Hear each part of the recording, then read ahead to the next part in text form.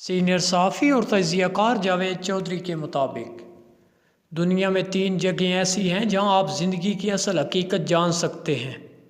ہم کیا ہیں، ہماری اوقات کیا ہے، ہماری حسرتوں، ہماری خواہشوں اور ہماری سماجی، معاشرتی اور معاشی ترقی کی حیثیت کیا ہے، ہماری نفرتوں، ہماری رکاوٹوں اور ہماری دشمنیوں کی اصل حقیقت کیا ہے۔ یہ 3 جگہیں قبرستان، ہاسپٹل اور جیل ہیں۔ آپ کبھی اپنا سب سے قیمتی سوٹ پہنیں، شیو کریں، جسم پر خوشبو لگائیں، جوتے پالش سے چمکائیں، اپنی سب سے مہنگی گاڑی نکالیں اور شہر کے سب سے بڑے قبرستان میں چلے جائیں۔ آپ ایک کونے سے دوسرے کونے تک قبروں کے کتبے پڑھنا شروع کر دیں۔ آپ تمام قبروں کا سٹیٹس دیکھیں، آپ کو محسوس ہوگا ان قبروں میں سوئے ہوئے زیادہ تر لوگ سٹیٹس کے لحاظ سے آپ سے کہیں آگے تھے۔ یہ لوگ آپ سے زیادہ مہنگے سوٹ پہنتے تھے، دن میں 2 بار شیو کرتے تھے، ان کے پاس زیادہ مہنگی پرفیومز تھی، یہ اطالوی جوتے خریدتے تھے، ان کے پاس آپ سے زیادہ مہنگی اور لگژری گاڑیاں تھیں، لیکن یہ مٹی میں مل کر مٹی ہو چکے ہیں۔ قبر کا کتبہ ان کی وحش شناخت رہ گیا ہے، آپ کو محسوس ہوگا یہ لوگ رتبے، اختیار اور تکبر میں بھی آپ سے بہت آگے تھے۔ مکھیاں بھی ان کی ناک پر بیٹھنے سے پہلے 100 بار سوچتی تھی، ہوائیں بھی ان کے قریب پہنچ کر محتاط ہو جاتی تھیں، اور یہ کبھی اس زمین، اس ملک اور اس سسٹم کے لیے ناگزیر سمجھے جاتے تھے۔ لیکن پھر کیا ہوا، ایک سانس ان کے پھیپھڑوں سے باہر نکلی اور واپس جانے کا راستہ بھول گئی، اور اس کے بعد یہ لوگ دوسروں کے کندھوں پر سفر کرتے ہوئے یہاں پہنچے اور زندگی انہیں فراموش کر کے واپس لوٹ گئی، اور اب ان کا مرتبہ، ان کے اختیارات، ان کا تکبر اور ان کی ناگزیریت 2 فٹ کے کتبے میں سمٹ کر رہ گئی۔ آپ قبرستان کی کسی شکستہ قبر کے سرانے بیٹھ جائیں، آپ ارد گرد پھیلی قبروں پر نظر ڈالیں اور اپنے آپ سے یہ سوال پوچھیں، میرے پاس کتنا وقت باقی ہے؟ آپ کو اس سوال کے جواب میں تاریکی، سناٹے اور بے بسی کے سوا کچھ نہیں ملے گا۔ آپ اسی طرح کبھی کبھی ہسپتالوں کا چکر بھی لگا لیا کریں، آپ کو وہاں اپنے جیسے سینکڑوں ہزاروں لوگ ملیں گے۔ یہ لوگ بھی چند دن، چند گھنٹے پہلے تک آپ کی طرح دوڑتے، بھاگتے اور شور مچاتے انسان تھے۔ یہ بھی آپ کی طرح سوچتے تھے یہ زمین پر ایڑی رگڑیں گے تو تیل کے چشمے پھوٹ پڑیں گے۔ ان کا بھی خیال تھا یہ پاؤں مار کر زمین ہلا دیں گے، اور ان کو یہ گمان تھا کہ دنیا کا کوئی وائرس، کوئی جراثیم اور کوئی دھات انہیں نقصان نہیں پہنچا سکتی۔ لیکن پھر ایک دن زندگی ان کے لیے عذاب بن گئی۔ ان کے پاؤں، ان کے ہاتھ، ان کی آنکھیں، ان کے کان، ان کا جگر، ان کا دل، ان کا دماغ اور ان کے گردے ان کے ساتھ بے وفائی کر گئے۔ یہ ٹھنڈے گرم محلوں سے نکل کر اسپتال کے بدبودار کوریڈورز کے مسافر بن گئے۔ آپ ہاسپٹل کے پرائیویٹ وارڈز اور مہنگے پرائیویٹ ہسپتالوں کا چکر ضرور لگایا کریں۔ آپ کو وہاں وہ لوگ ملیں گے جو مہنگے سے مہنگا ڈاکٹر اور قیمتی سے قیمتی دوا خرید سکتے ہیں، لیکن اس کے باوجود یہ بے بسی کے عالم میں اسپتالوں میں پڑے ہیں۔ کیونکہ انسان ڈاکٹر اور دوا تو خرید سکتا ہے، لیکن شفا نہیں، اور یہ لوگ قدرت کے اس قانون کے قیدی بن کر ہسپتالوں میں پڑے ہیں۔ آپ مریضوں کو دیکھیں، پھر اپنے آپ کو دیکھیں، اللہ کا شکر ادا کریں اور صحت کی اس مہلت کو مثبت طریقے سے استعمال کریں۔ آپ جیلوں کا چکر بھی لگایا کریں، آپ کو وہاں ایسے سینکڑوں ہزاروں لوگ ملیں گے جو کبھی آپ کی طرح آزاد پھرتے تھے۔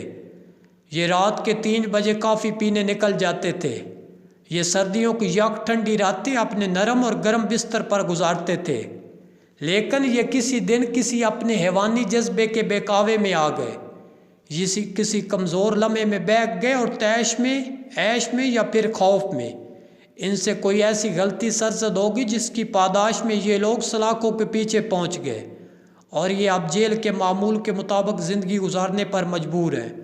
آپ سزائے موت کے قیدیوں سے بھی ضرور ملیں، آپ کو ان سے مل کر محسوس ہوگا ہم لوگ رقابت کے جذبے کو ایک لمحے کا سکھ دینے کے لیے، اپنی انا کو گنے کے رس کا ایک گلاس پلانے کے لیے، ہم 1 منٹ کے لیے اپنی ناک کو دوسروں کی ناکوں سے بلند رکھنے کے لیے، اور ہم دوسروں کے ضد کو کچلنے کے لیے بعض اوقات ایسی غلطی کر بیٹھتے ہیں کہ موت بھی ہم پر ترس کھانے سے انکار کر دیتی ہے۔ ہم جیل کی سلاخیں پکڑ کر اللہ سے معافی مانگ کر دن کو رات اور رات کو دن میں ڈھلتا ہوا دیکھتے ہیں، لیکن ہماری سزا پوری نہیں ہوتی۔ آپ جیل کے قیدیوں کو سلاخوں کے پیچھے کھڑے ہو کر اپنی بیویوں کو حسرتوں سے دیکھتے ہوئے دیکھیے۔ آپ ان کی کانپتی ہوئی ان انگلیوں کو دیکھیے جو اپنے بچوں کے لمس کو ترس گئی ہیں۔ آپ ان کے بے قرار پاؤں دیکھیے جنہیں آزادی کا احساس چکھے ہوئے کئی برس بیت گئے ہیں، اور آپ ان کی آنکھوں میں تیرتے ہوئے ان رات جگوں کی فصلیں دیکھیے جو انہوں نے اپنی غلطی، کوتاہیوں اور اپنے جرم پر معافی مانگ مانگ کر اگائی ہے، لیکن قدرت یہ فصل کاٹنے پر راضی نہیں ہو رہی۔ آپ ان لوگوں کو دیکھیے، اپنے اوپر نگاہ ڈالیے اور پھر یہ سوچیے آپ پر بھی دن میں ایسے سینکڑوں ہزاروں کمزور لمحے آتے ہیں۔ آپ بھی لالچ کے بہکاوے میں آتے ہیں، آپ بھی غرور اور تکبر کے ماؤنٹ ایورسٹ پر چڑھ جاتے ہیں، آپ بھی رقابت کے نرگے میں آ کر دوسرے لوگوں کی زندگیوں کو کھیل بنا دیتے ہیں، آپ بھی غیرت کے سیراب میں الجھ کر دوسروں کا خون پینے کا فیصلہ کرتے ہیں، آپ بھی دوسروں کے مال کو اپنا بنانے کے منصوبے بناتے ہیں، لیکن کوئی نادیدہ ہاتھ، کسی دوست کی کوئی نصیحت اور حالات کی کوئی مہربانی آپ کو روک لیتی ہے۔ آپ باز آ جاتے ہیں اور یہ بھی ہوتا ہے۔ قدرت آپ پر خاص مہربانی کرتے ہوئے آپ کی خامیوں، آپ کی کوتاہیوں، آپ کی غلطیوں، آپ کے گناہوں اور آپ کے جرائم پر پردہ ڈال دیتی ہے۔ یہ آپ کو گواہیوں، ثبوتوں، قانون اور کچہریوں سے بچائے رکھتی ہے، لیکن آپ قدرت کی اس مہربانی کو اپنی چالاکی، اپنا کمال سمجھ لیتے ہیں۔ آپ یہ سمجھ بیٹھتے ہیں کہ آپ چارلس سوبراج ہیں، جسے اللہ تعالیٰ نے قانون کی آنکھوں میں خاک جھانکنے کے لیے دنیا میں بھیجا ہے، اور دنیا کا کوئی قانون، کوئی ضابطہ آپ کو پکڑ نہیں سکے گا۔ آپ کو قبرستانوں، اسپتالوں اور جیلوں میں بے گناہ، معصوم اور انتہائی شریف لوگ بھی ملیں گے۔ یہ لوگ کبھی کوئی ضابطہ، کوئی اصول نہیں توڑتے۔ یہ اس قدر محتاط لوگ تھے کہ یہ آب زمزم بھی ابال کر پیتے تھے۔ یہ دودھ، دہی اور مکھن کے لیے اپنی بھینس پالتے تھے اور دیسی مرغ کا شوربہ پیتے تھے۔ یہ ہمیشہ رات 9 بجے سو جاتے تھے، صبح 5 بجے اٹھ جاتے تھے، اور ان سے پوری زندگی کوئی بے اعتدالی، کوئی غفلت سرزد نہیں ہوئی۔ آپ ایسے لوگ بھی دیکھیں جو آرام سے اپنے گھر میں سوئے ہوئے تھے، جو اپنی لین میں گاڑی چلا رہے تھے یا فٹ پاتھ پر اپنی سمت میں جا رہے تھے، اور آپ کو ایسے لوگ بھی ملیں گے جنہوں نے پوری زندگی قانون کا احترام کیا۔ یہ تھانے کے سامنے سے گزرتے ہوئے سر جھکا لیتے تھے، نیلی پیلی ہر قسم کی یونیفارم کو سلام کر کے آگے جاتے تھے، اور جو دوسری جنگ عظیم کے دوران بننے والے قوانین کا احترام کرتے تھے، اور جنہوں نے آج بھی سائیکل پر بتی لگوا رکھی تھی۔ لیکن پھر یہ لوگ دوسرے کے جرائم میں مبعوث ہو گئے۔ یہ بے گناہ ہونے کے باوجود قانون کے نہ کھلنے نہ ٹوٹنے والے دانتوں میں پھنس گئے۔